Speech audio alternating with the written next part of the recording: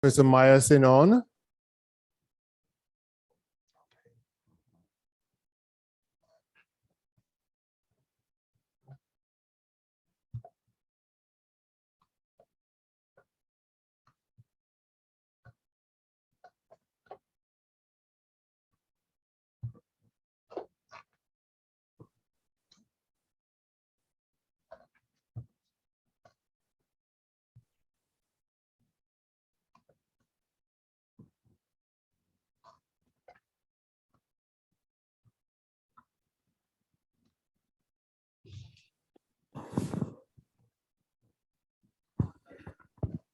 Okay, I think that works. Welcome back from the short break, everyone. Let me take the opportunity to welcome our special guests for today. And I welcome you all to this groundbreaking global conversation with the 2007 Nobel laureate, Professor Roger Meyerson.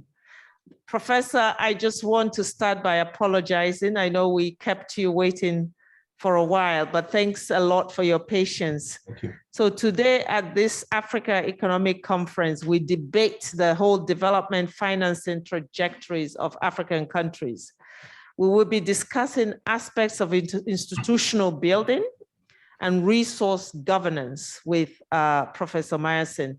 The earlier session that we had talked a lot about economic governance and also institution building. So this is a very welcome conversation to follow up on that. And the aim here is to shed light on how African countries could be better prepared to use the continent's vast resources for national and regional transformation.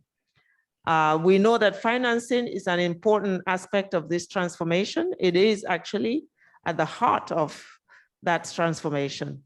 Traditional financing models have so far failed to deliver a sustainable development pathway for African countries.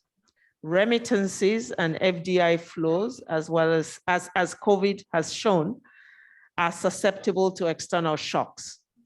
Even in good times, remittances are private interfamily flows that are not automatically useful for development finance, and FDI flows often create few linkages and repatriate many profits abroad. So borrowing on capital markets has sometimes been proposed as an alternative, but in some regions, especially in Latin America and sub-Saharan Africa, it has not really served developing countries well and has often added to their burden. So today we will explore the institutional, policy, and practical dimensions of Africa's post-COVID recovery, as well as the role that sustainable and affordable financing could play. And pleased to introduce to you our special guest for 2021 Africa Economics Conference, Professor Roger Meyerson. He is a distinguished professor at the University of Chicago, a winner of the 2007 Nobel Prize in Economics. And over his exemplary career, Professor Meyerson has made seminal contributions to the fields of economics and political science. His analysis of incentive constraints in economic communication introduced several fundamental concepts that are now widely used in economic analysis. He has also applied game theoretic tools to political science, analyzing how political incentives can be affected by different electoral systems and constitutional structures. More recently, Professor Meyerson's research has shown that successful states are built on a balanced distribution of power between the national government and the autonomous local governments. This has critical implications for long-term financing decisions and implementation. These concepts are of great importance as we figure out how best to build, invest strategically in Africa's future. Professor Meyerson, We're honored to have you with us today. And let me start by asking you to share your thoughts on creative ways to do development differently in Africa in the wake of the COVID-19 pandemic. Thank you so much, Ms. Izikono.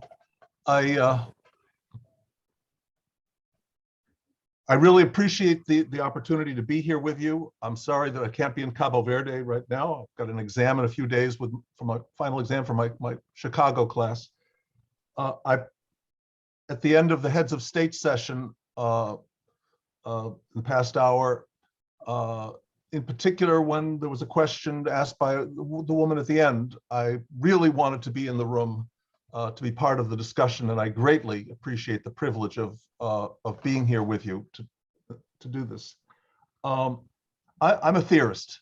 I really know Africa from afar, only from afar. Ms. Ezeakonwa, I know you are an expert in African development. Your panelists in the previous session were senior ministers who have devoted their lives to the service of their countries and grappling with the great problems of African development. And your audience, I know, is full of people who have a wide range of expertise in African development. And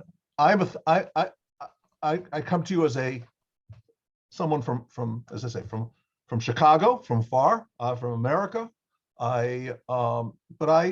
My professional expertise is in thinking fundamentally about social systems, grappling with the problems of understanding the roots of a prosperous society, the foundations of a successful society, by thinking theoretically about what makes sense and what doesn't make sense.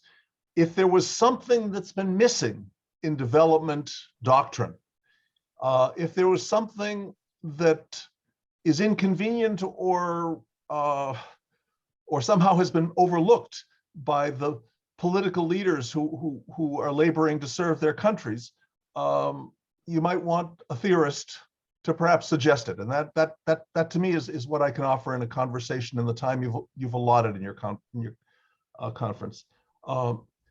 My role should be to offer a perspective on what kinds of priorities were not being discussed, either because they've been overlooked, ignored, or because they were inconvenient against the interests of people there. At the end of your session, there was a question about, a woman posed an image of an Africa that where elites that were people groups that had led the country to independence had evolved into self-sustaining elites, and that their trajectory and the trajectory of the mass of the people was somehow becoming disconnected in a way, and that this was frustrating. So what can I say that people should have discussed that was not discussed? Your heads of state or senior ministers spoke, I believe, thoughtfully and sincerely about the desire to help the governments to lead the people of Africa forward.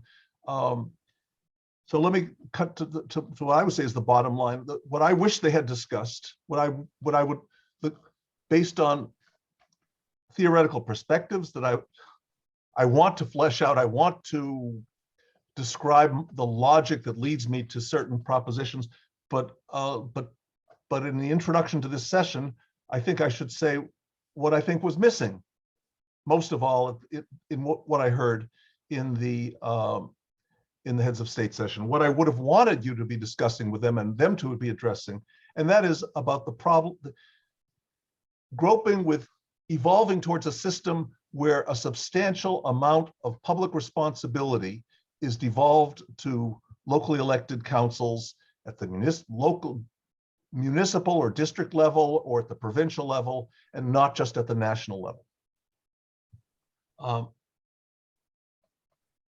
If I can say a bit more. I would say, I see what leads me to want to raise the question of local government, the difficult question of creating a balanced distribution of power between national authorities and locally accountable local authorities, is based both on my understanding of economic theory, and I think it's also profoundly based on my experience as an American. And I admit to both being relevant. But as an economist, economists believe that, well, we believe that economic growth depends on investment, and we believe that successful economic activity depends on competition. I'm talking from Chicago, and a lot of Chicago economists have tried to urge that growth is based on private investment, and that for that, some Chicago economists have even urged that the most important thing is to get government out of the way of the private sector. But private investment depends on law and regulation and enforcement of property rights that depends ultimately on the government, and government depends on political leadership. And our economists turn to think about competition. We think about democratic competition as being an important part of disciplining a better government. But the truth is, as I do game theoretic models of politics, I find that it's hard to guarantee that democratic competition actually delivers better government. And the basic reason is because the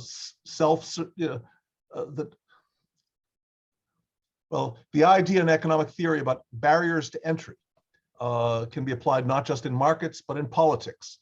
And the number of people who can credibly compete for power at the national level in a country is very limited. And those elites can easily come into self-serving understandings not to rock the boat and to maintain a system that serves more those close to the center of power than to the country at large. And the question is, how do you force them to compete with others who don't share that understanding? And for that, opening new routes to power, new routes lowering the barriers to entry into national political competition is of the essence of the matter.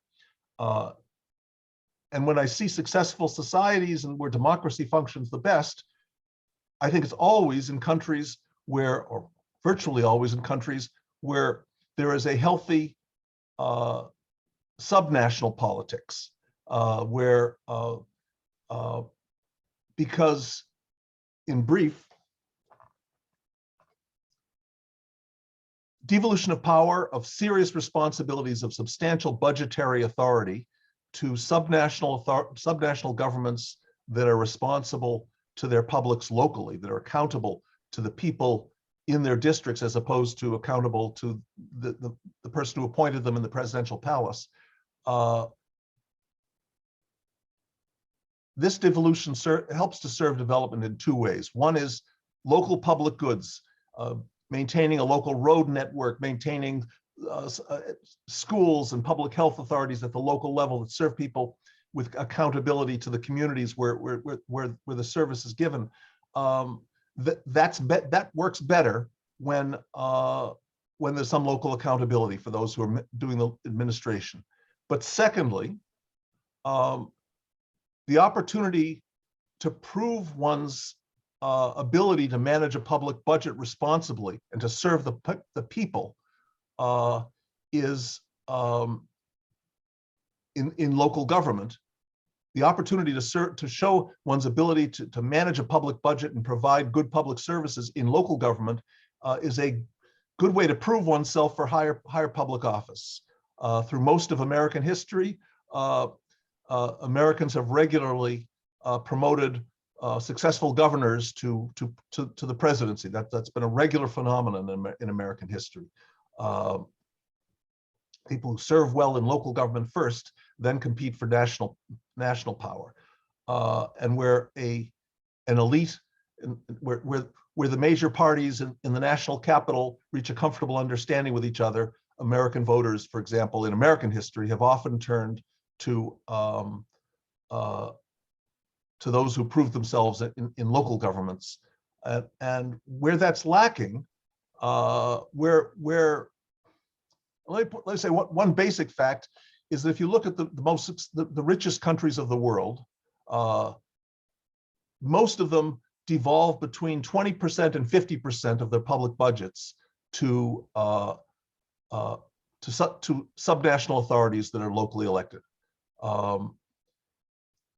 Since 1980, before 1980, democratically elected subnational governments that were exercising serious autonomous authority were rare outside of Europe and North America. But since 1980, this has been a spread of decentralization in Asia and in Latin America in particular, around the world. And Africa has been the slowest in this. There has been progress in Africa in recent decades, but Africa has been the slowest.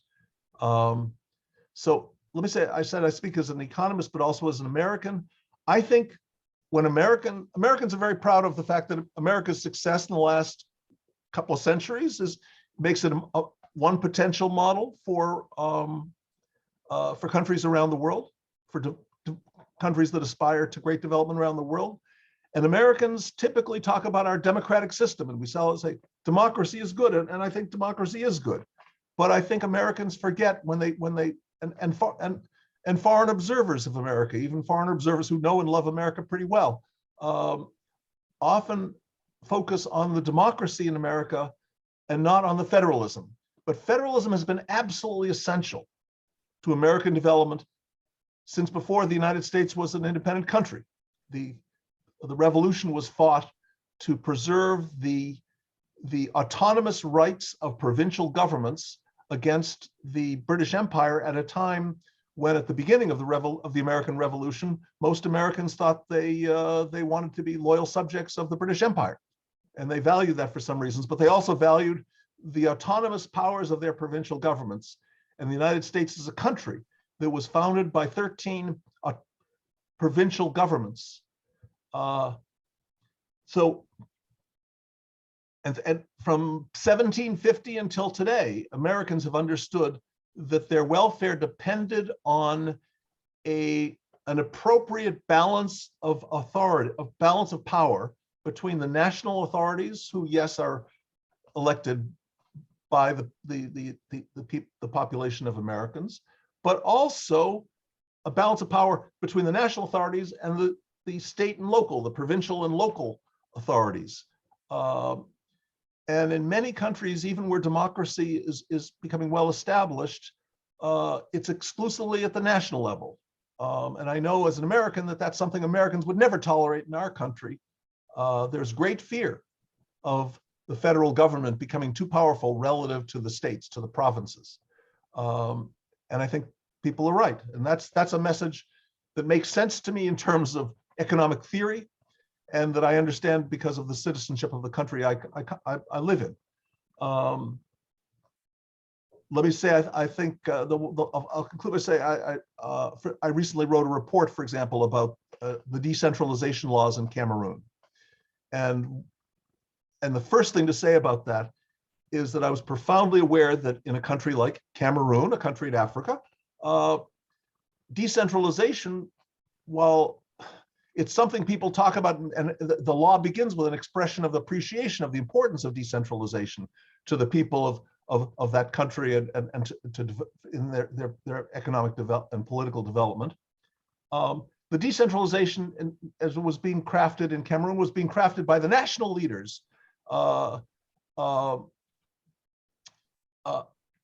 a gift from the center to the provinces, which they were, obviously somewhat reticent in giving. Whereas when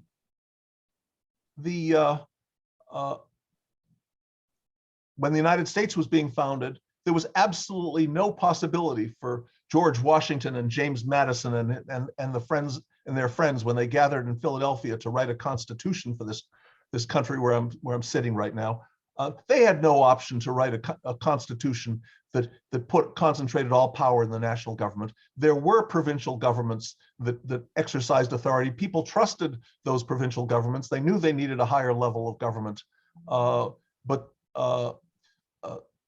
it was not a gift. The federal system was not a gift from the center to the provinces, but rather the provinces accepted the creation of a national government over them. If one of the benefits of decentralization is that it creates new opportunities for local leaders who are accountable locally to prove their ability to serve the public better than the public has been served in the past by their authorities, by governing authorities. If that's part of the benefits of decentralization, that's the last thing that people who are currently in power at the central government want. It's against their interests to create an opportunity for new competitors to compete against them.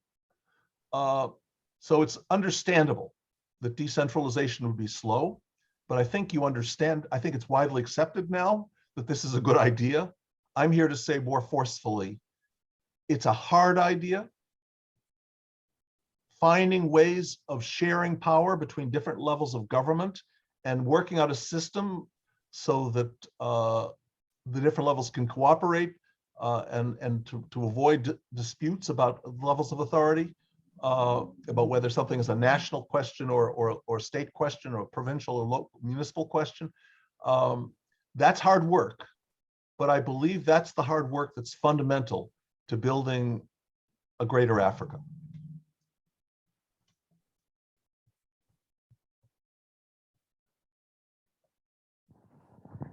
Thank you very much for that introduction. Thank you.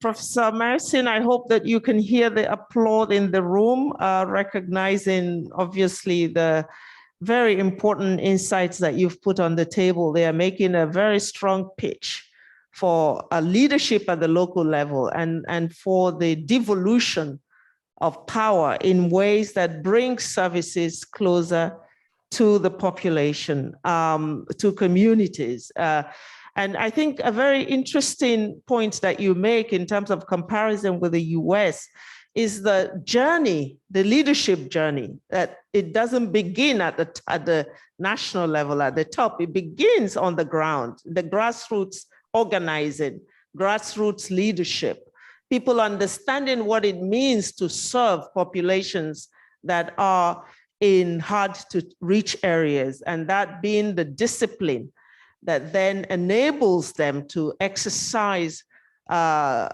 disciplined leadership at the national level. And it is true that this isn't necessarily the trajectory that we see in the leadership cadre of Africa, and one that needs to be examined closely. Also, worthy of note is the sort of decline of decentralization systems. And I do remember in the 90s when there was a peak in the understanding that decentralizing power was part of the approach to really bring services and make development more inclusive, and a rest of that. You make a point about this being seen as a competition, and at some point would like you to expand on that. How can we have a devolution of power or sharing of power between different layers and different locations, a win-win? Yes. How can it be presented with incentives for national governments who may feel somewhat that that sharing of power takes away from their own power at the national level? I think that's what we see. It then becomes sort of a system of competition that is negative. So I don't know if you could reflect on that. What are you seeing in other countries? And as you explore this topic, your study was in Cameroon, for instance. How do we incentivize national systems, national government to accept and see that devolution of power as a win-win. Yes. Yeah, look, the first thing to say is that there needs to be clarity about what are the responsibilities of different levels, and the various countries have lists of what are the areas of public service that are national responsibilities, what are provincial and local authority responsibilities. But the first thing to say, from the perspective of establishing leadership, by the way, let me back up and just say, if I'm going to plant one idea that I would like people to bear in mind, there's all kinds of theories of development that focus on theories of development have always focused on certain areas that of investment. We want to increase our supply of something, and decades ago, increasing the supply of steel making capacity was, the ability to make steel, coal and steel was viewed as fundamental to development. And economists in more recent generations have focused on human capital, and that's all of steel is just one commodity. Human capital, education is clearly important. But if I was going to focus on one thing, I would say a kind of thing we could call public political capital, which is the supply of people who have independent reputations for managing public budgets responsibly. So I want to say just the opportunity to spend public money that's been budgeted in public service and have the general population see whether an individual has spent the money in a way that help people or that wastes the money and squanders it on paying off the cronies of the political leader, having an opportunity to develop a reputation for increasing the number of people who have good reputations for managing public funds responsibly is of the essence of the matter. And that's, if I was going to list one thing that's the new steel mills in my little theory, that would be it. Please, when we talk about that, just recognizing how much money, what fraction of the public budget is genuinely controlled by provincial authorities and by lower level, say, municipal or rural district authorities, that is a good measure. And if you aren't giving at least 20% of the public budget to be controlled by subnational authorities, you aren't serious about decentralization. And decentralization means that the local authorities are responsible, they hold their position because of local politics. They are accountable to the people in their locality. And the budget that's made available to them does not depend on whether they are politically affiliated with the national president, the administration that runs the national government or not. There is a budgeting process that guarantees a certain formula is shared of national revenues to local governments, or the local governments have a certain taxing authority that they will have regardless of whether the mayor of the town or the governor of the province has good or bad political relationships with the people who run the national government from the presidential palace. That's what I mean by devolving the budgetary authority. And that's of the essence of the matter. I should say, when I've written a report which is on my website about, and Celestian Manga is publishing it in a forthcoming book. And I've written a report on the decentralization law in Cameroon. My assessment of that, not to mince any words, is that the decentralization law in Cameroon, as it's currently written, is a fake. It starts with a proposition about how important decentralization is, but then, which I totally agree with, but then in little details that were clearly written by people who are, working for the national president, they've made sure that anybody who's inconvenient to the national president is can't do anything in a variety of ways. One is let's say ultimately, the local, the municipal and regional authorities who are constituted cannot do anything without the permission of a national supervisor. Now, local authorities are at least as prone to corruption as anybody who's ever held power at the national level. And so we're not talking about, I'm not trying to say that the people who are locally elected are in any way better people or more honorable people than those who have attained power through politics at the national level. But I do want to emphasize that it's much better for national authorities to provide auditing services and prosecution of, and to demonstrate and uncover and expose and prosecute corruption in local governments, but to first allow the locally constituted authorities to do whatever they want, to do what they say is fulfillment of their mission that they've promised to their constituents, to the people of their locality. And I want to emphasize that just providing better public service in local levels, in the areas that have been devolved to the local, provincial, or municipal council, just providing better public services, if the national government has been providing inadequate public services to the people, then a local government that does a better job is going to be embarrassing to the national authorities. And that embarrassment is a reason why the national leadership might choose to find an excuse to shut down or to veto, if they have such veto authority, the initiatives of locally constituted authority.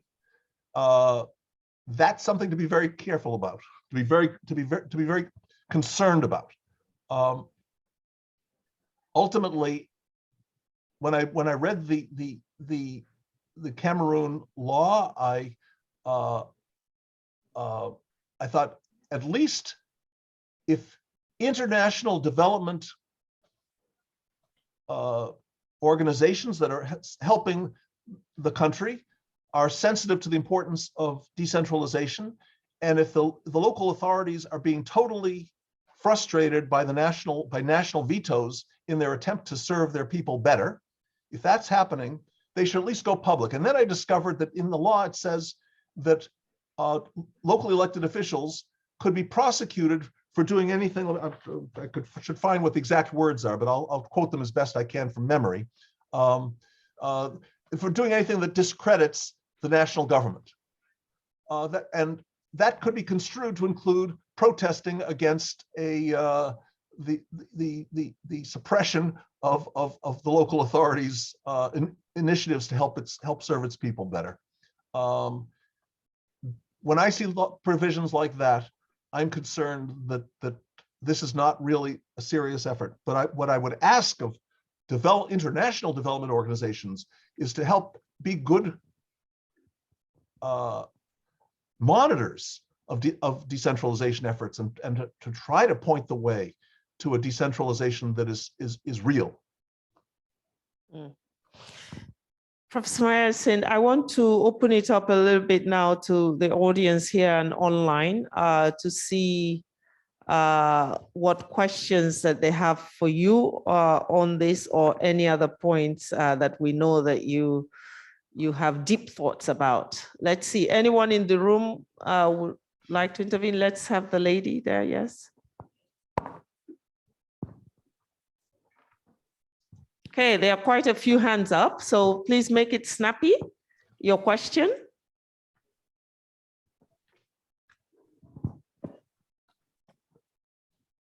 Can we have a few more people with mics to?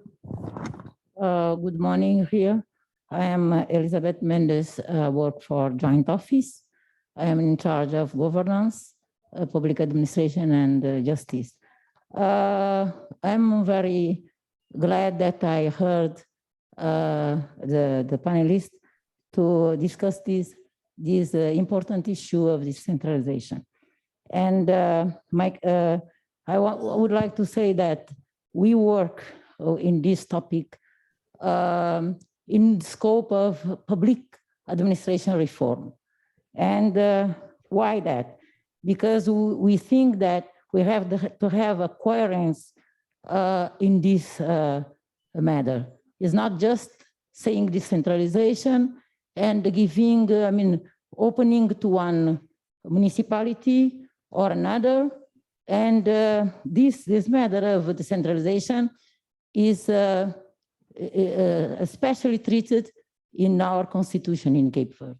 So my question would be how the panelists would see the political coherence between the national and local institutions, municipalities, local authorities to enhance the local governance and to avoid these disputes, but toward, more, how I would say, unified, or at least how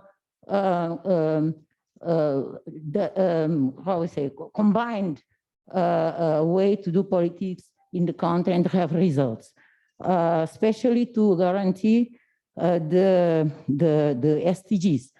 And we had a very interesting experience with the MDGs. The country could do the matrix for convergence for MDGs, and in this case, for SDGs would be very important. So for a very harmonized development, how would the decentralization should be treated? And yeah, thank you. Yeah. I'm sorry, I'm far. English. My distance from Cabo Verde, I don't know what SDG and MDG stand for. Okay, so we'll come back to you on that. These are the Sustainable Development Goals of the United Nations. The MDGs were the Millennium Development Goals, yeah? Okay, we'll take the next one. I hope you're hearing. If not, we'll try and repeat. Let me go to, yes, the Governor of the Central Bank.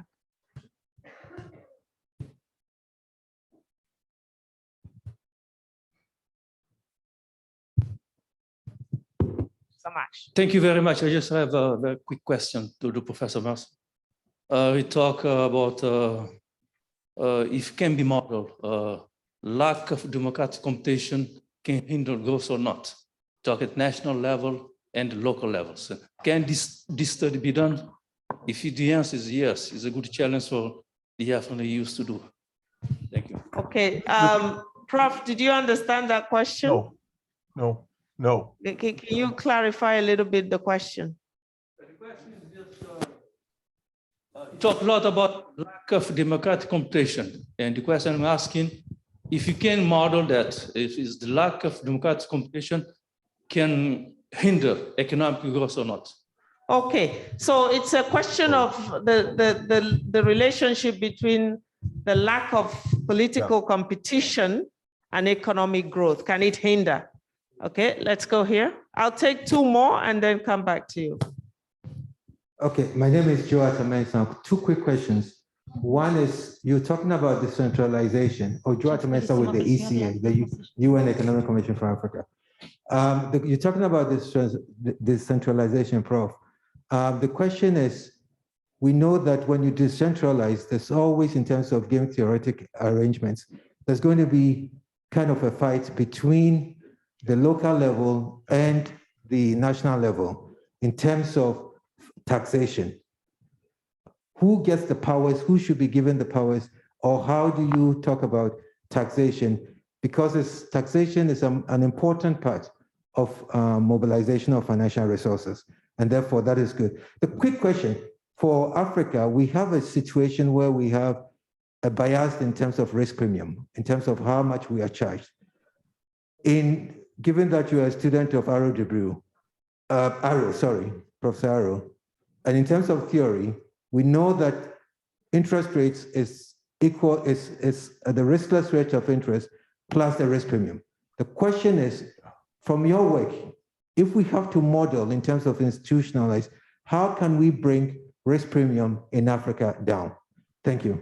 Okay, thank you, Joe. I'm going to take one from the back there. That's the last one in this round.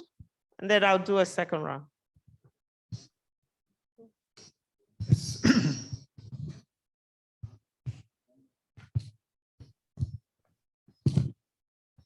One question, please, not two. Eu vou tentar ser o mais breve possível. O meu nome é Dilson Gomes, sou diretor-geral das Artes e Indústrias Criativas de Cabo Verde e vou já tentar fazer uma pergunta mais sucinta possível. Que África queremos financiar?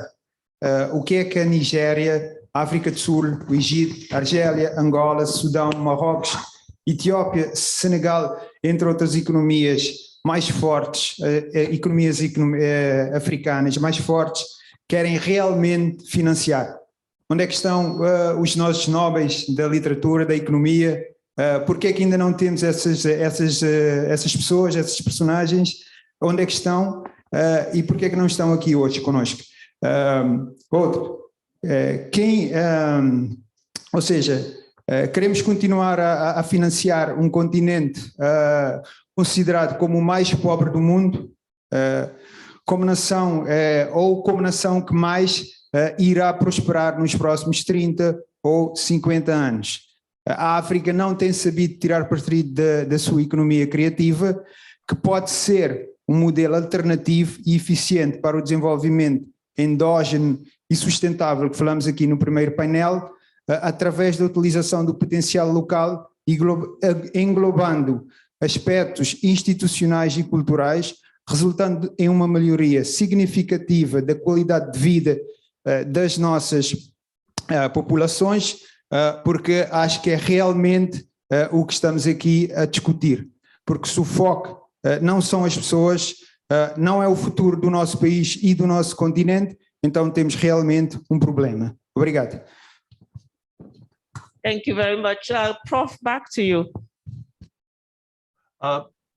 Let's say on the question of, there's a profound question about can lack of democratic competition hinder development? And the answer is it's clearly complicated, and obviously I think democracy is good for encouraging broad groups in a country to invest in the long run. But democratic government can be as chaotic as any other kind of government and has its own particular kind of chaos. I would say I take very seriously the question of which is more important, democracy or federalism.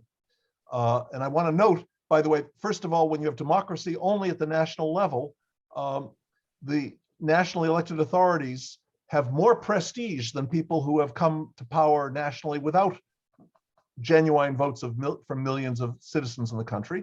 And part of the way they use that power is to suppress federal decentralization. So sometimes the most centralized countries are the ones that are democratic at the national level. And I think there are outstanding examples of countries which have no multi-party democracy, such as the United Arab Emirates or China, but have a genuine system of federal decentralization. The Chinese model for development is one that's hard for Africans to adopt because the Chinese Communist Party is not completely transparent about how they allocate power. What is the real political system that they're using in China is a good question, a very good question. And I would love to learn more from my Chinese colleagues about that. But I believe that one of the great characteristics of Chinese government during the period of rapid growth in the 90s and the aughts of this century has been a deeply effective system of decentralization of authority to provincial and municipal and local district level authorities, district level governments. So I think that a lack of federalism can be worse for, a lack of decentralization can be worse for development than a lack of democracy, I would argue. On the question of fight between national and local over power and taxation, first of all, I think There are countries which have had good experience with setting up systems of revenue sharing between nationally collected revenues. Sometimes national governments are better at collecting revenue, especially when international trade, the taxation of international commerce is a significant revenue source. Obviously, development assistance is a revenue source to countries, and development assistance should be should be shared with autonomously constituted local authorities. The concept, I should at least I should say taxing of local real estate, the local land taxes, and in cities the value of developed real estate of property, of land and buildings. Land taxes, I think, are often well handled by local government, and sometimes the revenue sharing goes the other way, that the land tax is collected locally, and the national government is entitled to a share of it upwards. But there is conflict. Let me say at least one thing. Probably the American Civil War, which was the most bloody conflict in the history of my country, might have been, I think it would have happened without federal decentralization on the same level because of differences between different regions, but it might have been less violent if the level of the cost of the conflict might have been less if there had not been state governments well organized to create an autonomous separatist group. There are problems of separatism in some parts of Africa. There is a civil war.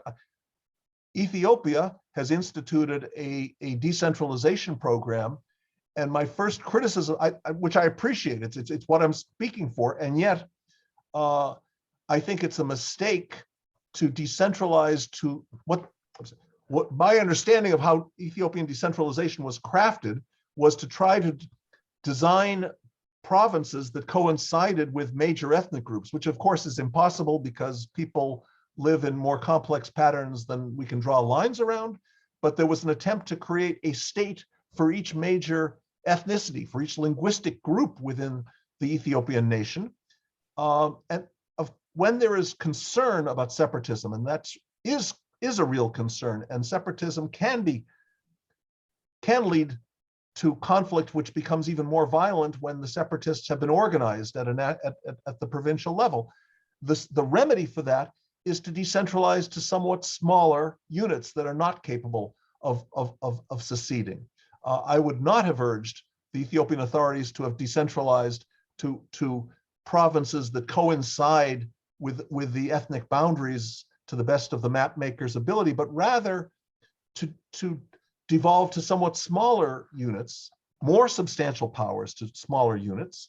And so that, yes, if there's a particular region where people have cultural and linguistic traditions that are different from those that dominate in the national capital, that those people's locally elected representatives should have more power to govern them and to provide services that are more comfortable for people according to their local ethnic traditions. However, the national government should not be in the business of setting up an authority that's able to speak for an entire ethnic subdivision and that could perhaps stand on its own as a separatist nation.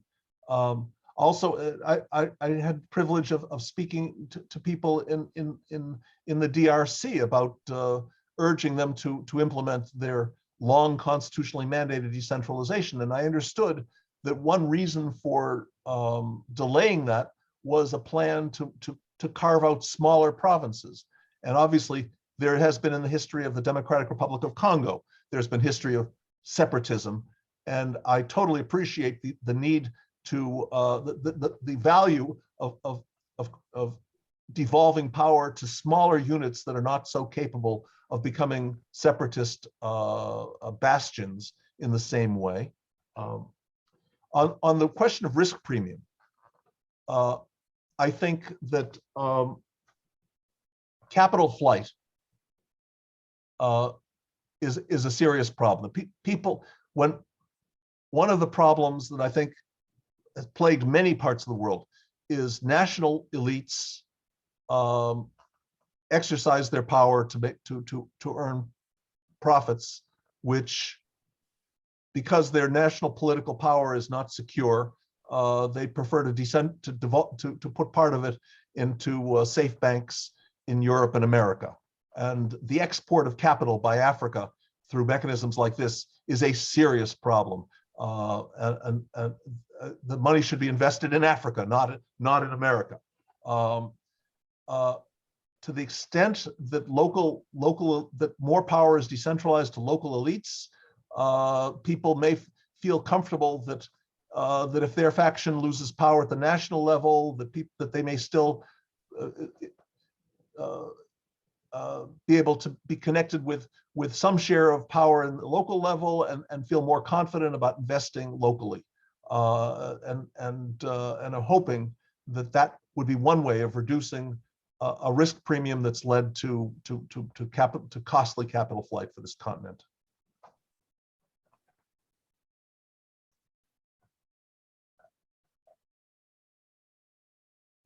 Yes.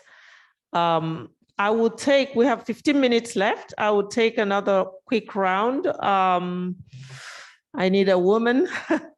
Yes, Sungan is here.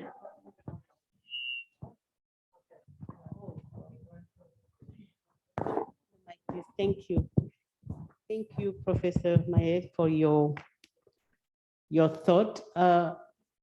One of the critical issues that actually has been brought to bear by the COVID-19 pandemic is the urgency to actually review and restructure the global financial architecture. I would like to hear from your perspective, how and what actually should be done and how to ensuring that the new financial architecture will be more inclusive and would actually take into account the specific need of developing countries like African developing country.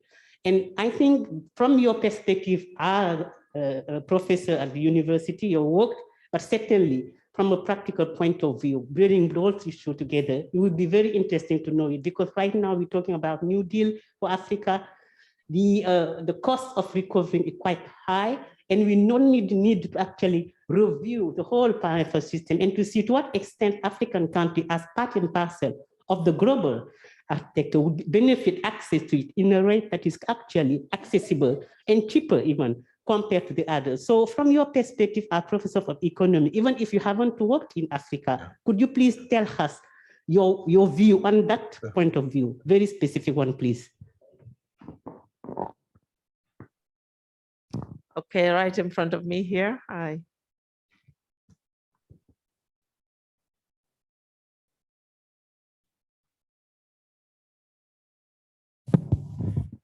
Thank you very much, Prof, for your insightful comment. My name is Emmanuel Haruna. So I am from Nigeria. So I work with the Ministry of Budget and National Planning, and currently a doctoral researcher in Japan. Just your quick opinion, Prof, about issues about political decentralization and also economic decentralization. Is like the chicken and the egg argument. In your own view, which one do you think that most of the African countries, especially my country, Nigeria, should focus on, because of that kind of clash, and resources are not really accumulated in one kind of region, whereby it's both scattered around. So which one do you focus more, what either political decentralization or maybe revenue or tax decentralization? Yeah, thank you so much. Okay, thank you. I take the last one here.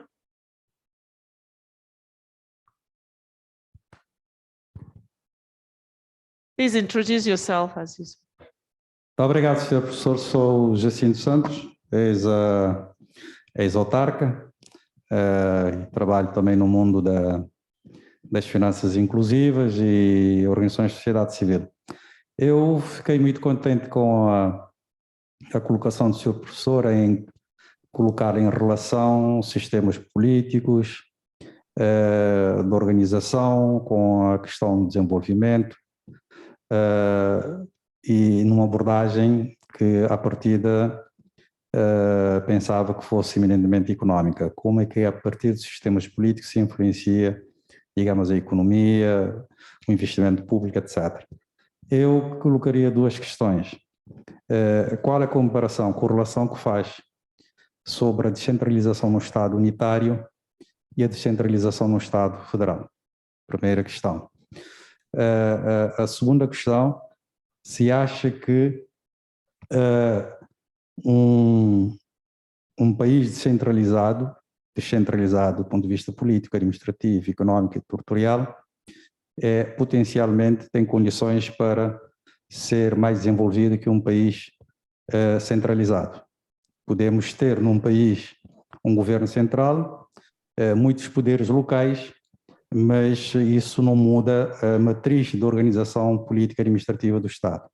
Por exemplo, Cabo Verde é um país que desde 2021 tem poder local democrático, com eleições regulares, mas continua sendo um Estado de matriz centralizador. E isso resulta, em grande medida, no desigualdade de desenvolvimento que existe entre as ilhas, dentro de cada ilhas e dentro de cada ilha, dentro de cada município. Globalmente, o continente africano tem realidades distintas, tem Estados federais, tem Estados unitários, e como, digamos, colocaria essa problemática da descentralização na sua correlação com o desenvolvimento? Obrigado. Very good. Prof, you can come back in if you take those three as we start to. Good. I should apologize. I wish I spoke Portuguese. I believe I've had two questions, probably in Portuguese, that I didn't understand, and the translators have not been translating the question. I've not heard, so I apologize for that. On the, let me say, on the question of, let me just say, on the question of global financial architecture, and there have been some typed questions about international trade. COVID has been for all of us, in America, in Africa, everywhere, a huge challenge, a huge and very frustrating for all of us. It has profoundly changed. I think it's going to have a profound influence on the direction of international trade. And I'm sure this has been enormously costly to Africa in recent years, that trying to develop Africa by creating, among other things, abilities to produce for global markets, and then have the global markets pull back because of a crisis that affects Africa and the world is a problem. Obviously, by the way, on the public health dimension, what we need most of all is an enormous investment in the magnificent new mRNA vaccine technologies and other public health technologies. And we need the same we need to put at least the kind of priority we've put into military preparedness in rich countries in developing public health support technology that works for all humanity, and that provides so that that America and Africa should all be well taken care of, because none of us can be healthy against it unless all of us have good public health to prevent against the development of new communicable diseases. But on the financial architecture, the global financial architecture, the questioner probably knows more than I do, and I can say little, but I want to say, I certainly think one aspect of the global financial system is financing provided by the World Bank, and the World Bank feels very constrained to obey certain Westphalian norms of international relations that involve respect for the national authority, the sovereign national authority, whoever it is that is recognized in the capital as even if they don't really control very much, and even if they don't serve very many of their people, the international organizations don't provide funding to a nation without the approval and regulation of the recognized national leaders, and some rights to provide international assistance directly to duly legally elected local authorities regardless of the political convenience or inconvenience that such assistance to the national leadership is an important principle that needs to be brought into our international assistance flows. I appreciated the question from Nigeria. By the way, he referred to chicken and egg, and I'm not, between egg and chicken, which came first? The answer is the egg.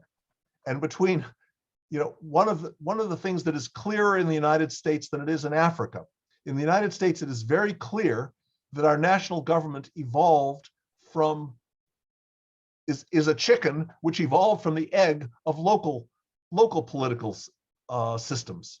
The national constitution of the United States, as I say, was approved by a process of ratification that was autonomously administered by local authorities.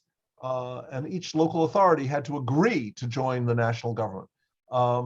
So the fact that the egg came before the chicken is, in evolution, is clearer in the countries of Europe and America than it is in Africa, where at the end of colonialism, national states were created when people felt more comfortable sometimes with the selection of their leaders at local levels and weren't really sure how to judge what makes a good leader at the national level, because it was a novel experience. It was something constituted in a way artificially.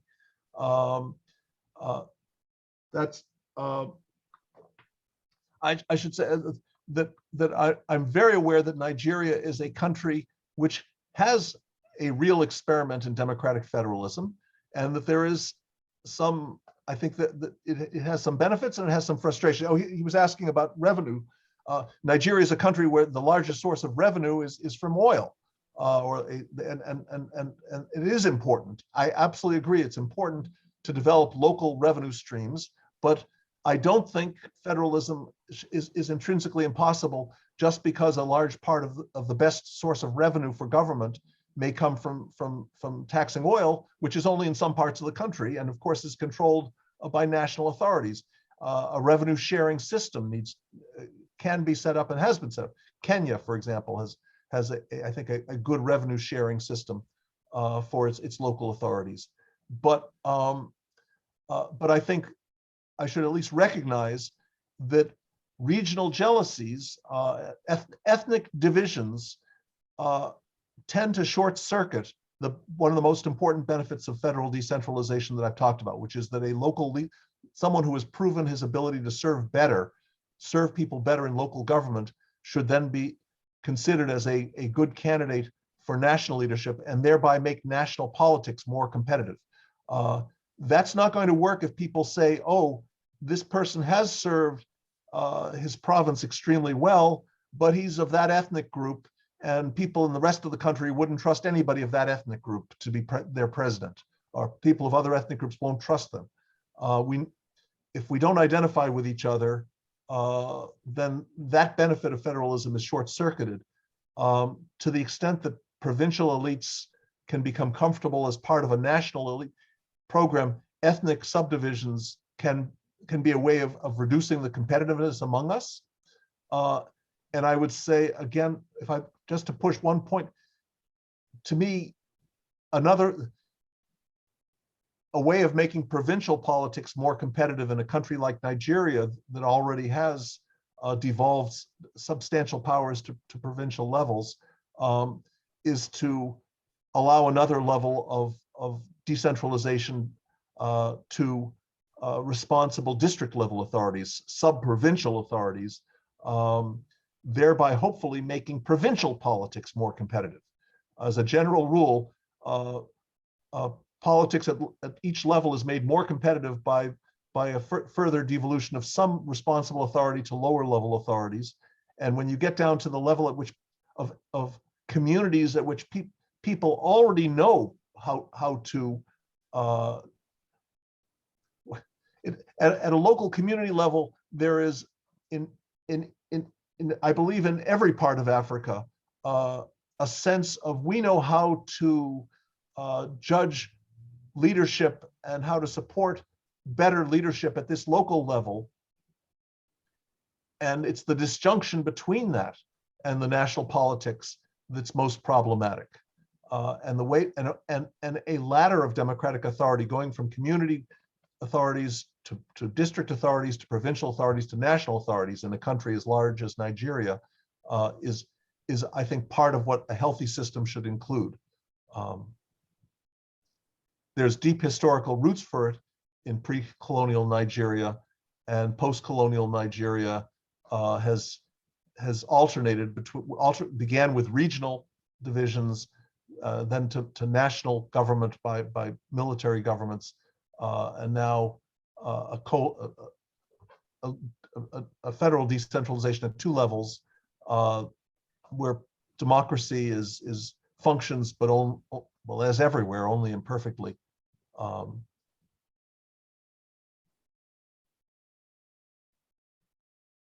guess let's say I want to recognize the importance of ethnic divisions.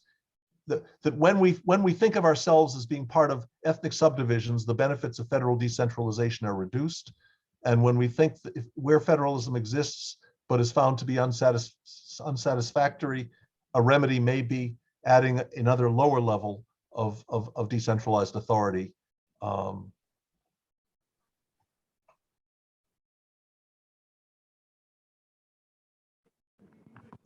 Establishing very quick. Yeah.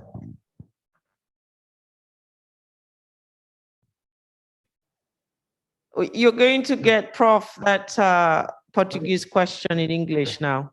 Well, thank you.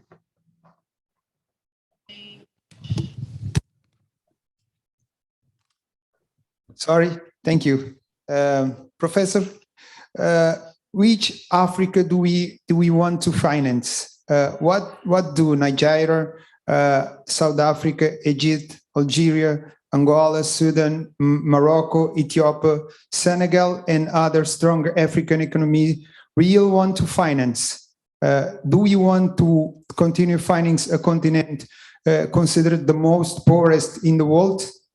Or as the nation that will prosper most in the next 30, 40, or 50 years?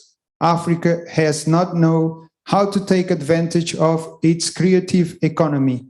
Can be an alternative and efficient model for endogenous and sustainable development through the use of local potential encompassing in institutional and cultural aspect, resulting is an significant improvement in people's quality of life, which is really what we are discussing real. Because if it's not the people and the future of our continent, then we will have a problem. Yes. Thank you.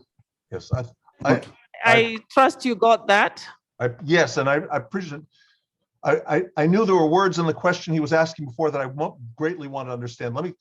I think obviously nobody wants an Africa whose prosperity is dependent on foreign assistance, but it is in the interest of everyone in the world to have a more prosperous Africa. Africa has the resources to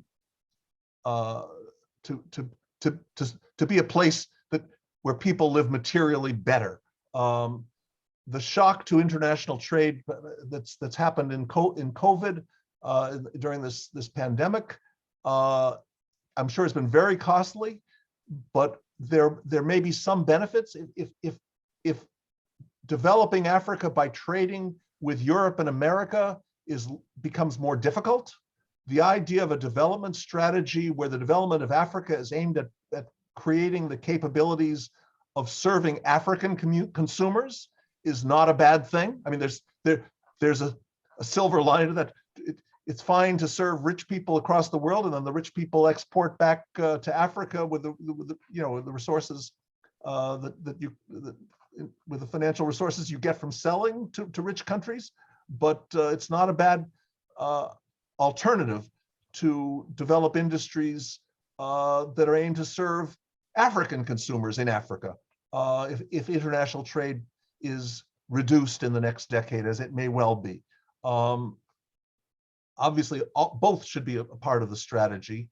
And international financial assistance wants to support all of the countries in Africa that you listed to become better places, but it's important that that assistance actually help and not hinder. One of the points of the decentralization focus is to point out at least one channel by which international assistance can hinder development, because international assistance is a financial resource that is provided to the countries only through the regulation and under the supervision of those who are recognized national authorities, recognized national leaders. And whether there was an election or not, there may be many people in many parts of any given country who don't actually think of their national leaders as necessarily serving their interests. And to the extent that international assistance has increased the power, international assistance has been intrinsically a force in recent decades for increasing centralization in Africa, because Western generosity, donors' generosity, to the extent that they have been generous, has been given first to the national authorities, who use it well or badly, but according to their judgment, which is inevitably, while I believe that they sincerely want to help their country, they also understand that in order to help their country, they personally need to stay in power, and to be able to, and they're unlikely to use the foreign assistance in ways that increase competition to their future authority, and yet that may be exactly what the country needs. Africa has the resources to become a much better place. As I say, I understand that there are large capital flows from Africa to the rich countries of the world. And why are financial flows going in the wrong direction? Because there is greater trust in the stability of the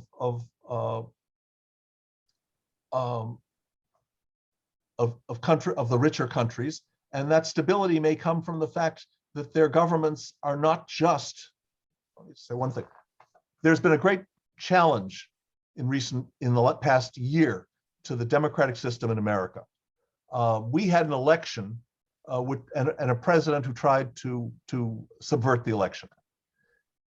He failed to subvert the election largely because the votes were actually counted by people who were responsible locally, and were not agents of the national government.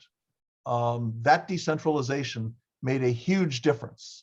The challenges are not over, but the stability, if America is viewed as a stable place where presidents don't simply unilaterally declare the election of fraud and make themselves president for life, if that's part of why you feel it's safe to invest in America, that's happening very concretely, largely because power in America is decentralized is distributed between the very powerful national government, but very seriously responsible state and local governments in this country. That distribution of power had to be negotiated has been always a source of political concern, how to determine the appropriate balance. And we continue to argue about it.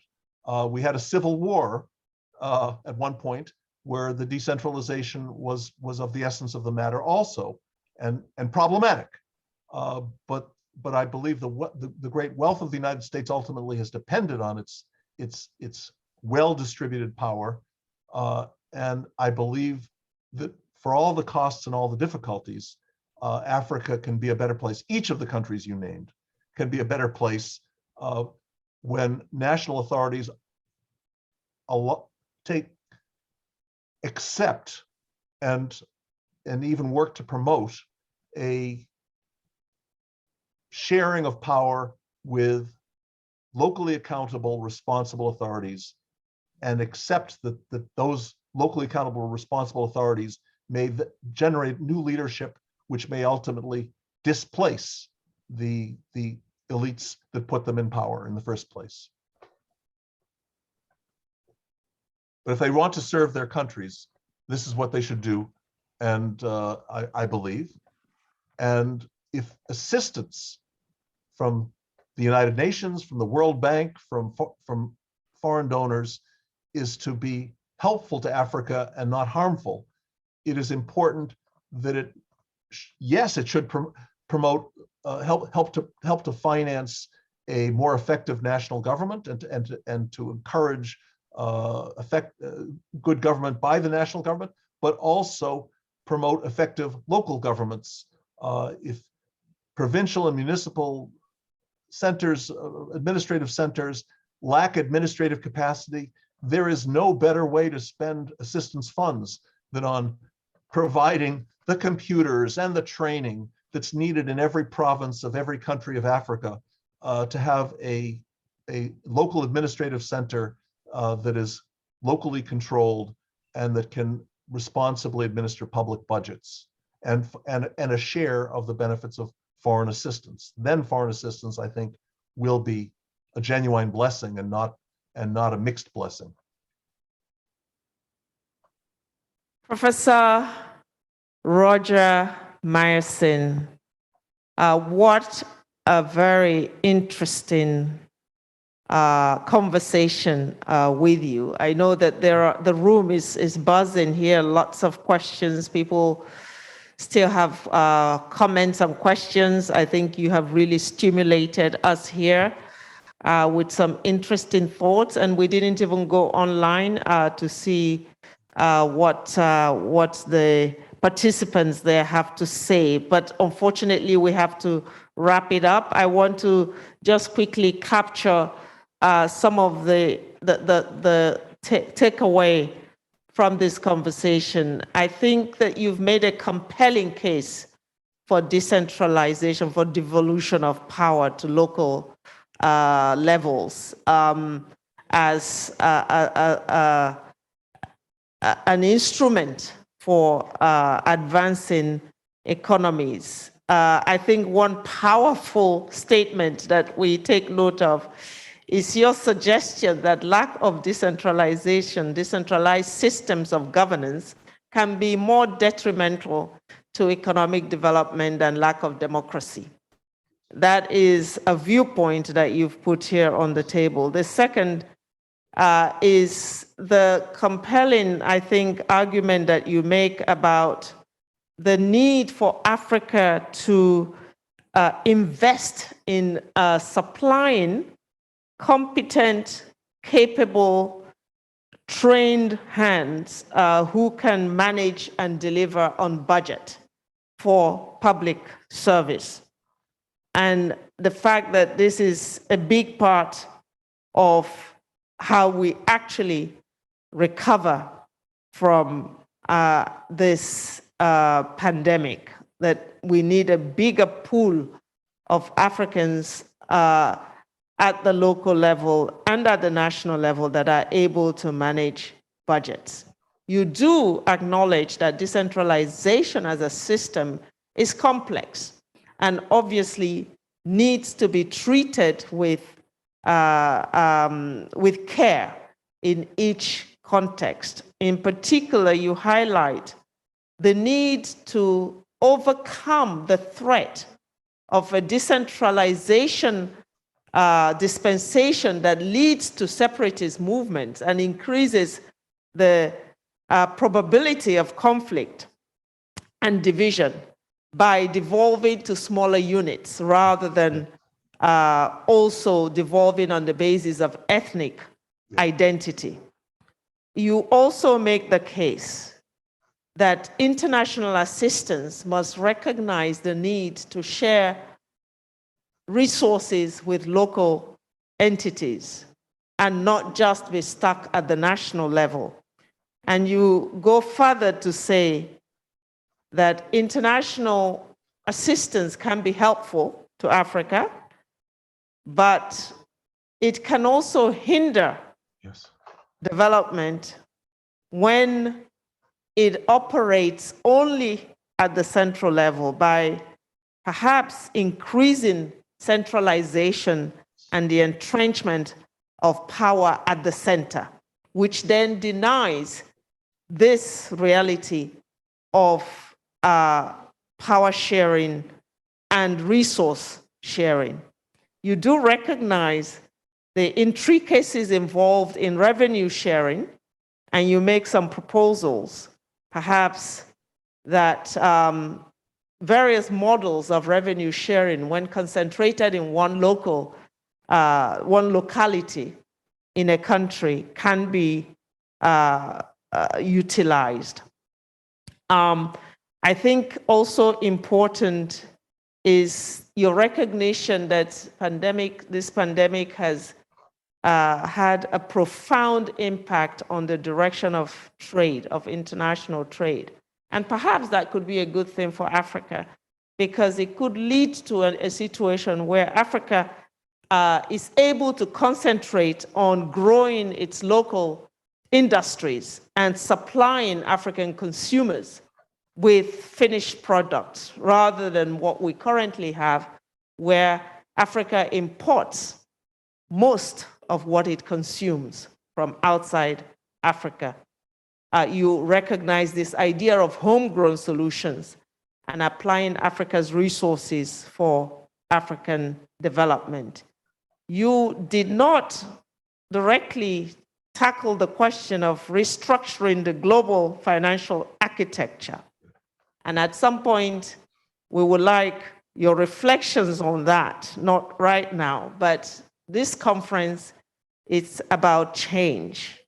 And it is about utilizing the moment of a crisis to rethink and rewrite the development trajectory of this country, which includes interrogating the international financial systems on which Africa's development is currently mapped and executed in a way that has more favorable outcomes for the continent, where we've seen the reverse. You recognize yourself that capital is in reversal, is moving in the reverse direction. Capital that's meant to go for developing nations is actually going out of those nations, either through corruption, and some of this corruption is executed by Africans themselves, or leakage of resources through illicit financial acts and evasion of taxes in different forms. So I think overall, a really interesting conversation. I want to thank you on behalf of the organizers here and also all participants for your very generous time and thoughtful insights that will guide us also as we follow through the discussions in the next days. If I could ask everyone please to give Professor Myerson a big applause. Thank you so much.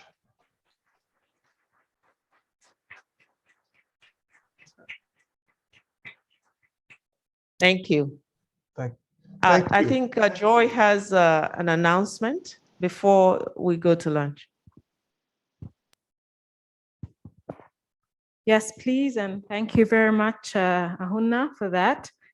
Just 3 announcements. One is we're taking a family photo right outside, so please follow that.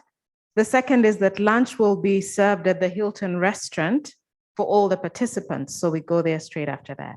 And then third is there will be organization of an open exhibition in the lobby under the theme Cabo Verde, a multicultural country, objects and stories shared with the world. So be on the lookout for that. Thank you very much. So let's go. Raymond has another point. Sorry. Thank you so much for this excellent panel. We do have a number of concurrent sessions that were supposed to have started 5 minutes ago. And one of the things about a virtual conference is that we have speakers already on the platform waiting. So as you know, we have 3 excellent concurrent sessions. Please have take your lunch and bring them to the breakout groups. We will be starting at 1:15 because in due regard to our panelists who are online. Sorry? 2:15, if we can.